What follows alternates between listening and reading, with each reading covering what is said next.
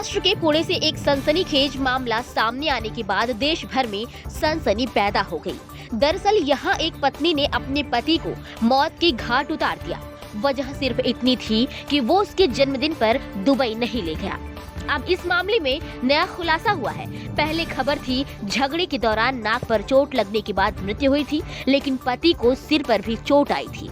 मामले की जांच कर रही वानवडी पुलिस ने कहा कि वानवडी में गंगा सैटेलाइट हाउसिंग सोसाइटी की निवासी खन्ना और उनकी पत्नी रेणुका जाखड़ खन्ना के बीच उनके घर पर झगड़ा हुआ था, जब महिला ने कथित तौर पर उन पर हमला किया, जिससे अंततः उनकी मौत हो गई।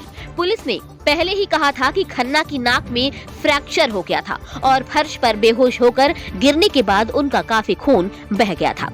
वानवडी पुलिस स्टेशन के वरिष्ठ पुलिस निरीक्षक संजय पतंगे ने कहा कि पोस्टमार्टम के प्राथमिक निष्कर्षों से पता चलता है कि उनकी मृत्यु सिर पर चोट लगने के कारण हुई।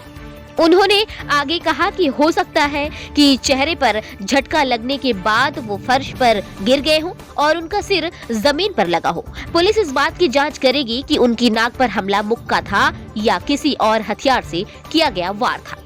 मालूम हो कि इस घटना के बाद पुलिस ने रेणुका को तब गिरफ्तार किया था जब उनके ससुर डॉक्टर पुष्पराज खन्ना ने उनके खिलाफ वानवडी पुलिस में शिकायत दर्ज कराई थी। शिकायत में कहा गया था कि रेणुका निखिल से नाराज थी क्योंकि वो उसे सितंबर में उसका जन्मदिन मनाने के लिए दुबई नहीं ले गया था और इस महीने के शुरुआत में अपनी शादी की सालगिरह पर उसे उसकी पसंद के अनुसार कोई उपहार भी नहीं दिया था।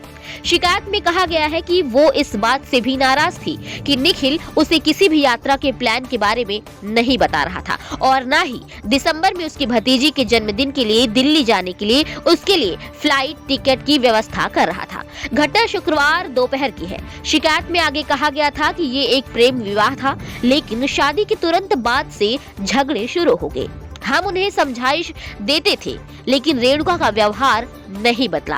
वो घरेलू नौकरों से भी लड़ती थी, जिससे हमारे लिए किसी घरेलू नौकर को रखना मुश्किल हो गया था।